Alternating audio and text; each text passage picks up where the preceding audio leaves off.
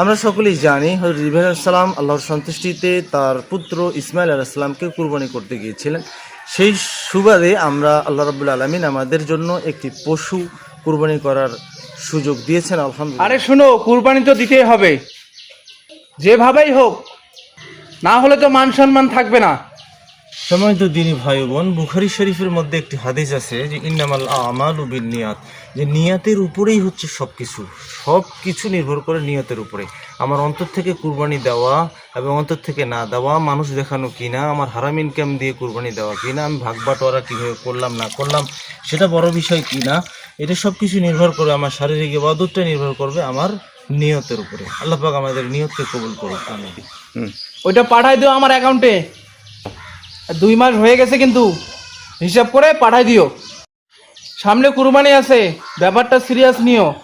আমি কুরবানির জন্য নিয়ত করলাম, সব কিছুই ঠিক আছে আলহামদুলিল্লাহ, কিন্তু কুরবানি কবুলের মূল যে শর্ত সেটি হচ্ছে ইনকাম অবশ্যই হালাল হতে হবে। আমি কুরবানি দেব, আমার ইনকাম হালাল হতে হবে, এবং আমি যদি কোনো শরিক ভাই সাথে নেই তারও ইনকাম হালাল হতে হবে।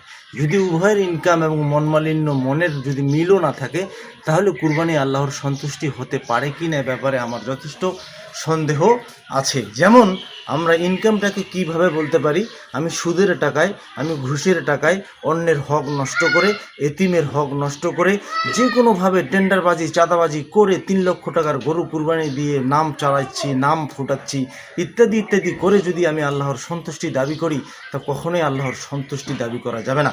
তাই সময় থাকতে যদি পারি, নিজে একটা ছাগল দিয়ে হলো হালাল টাকায় কুরবানি দিয়ে আল্লাহ পাকের সন্তুষ্টি অর্জন করার চেষ্টা করব। যদি আমি হালাল টাকায় কুরবানি দিতে না পারি, প্রয়োজনে আমি কুরবানি দিব না। আল্লাহ পাক আমাদেরকে হারাম থেকে বেঁচে থাকার তৌফিক দান করুক, আমিন। আসসালামু আলাইকুম।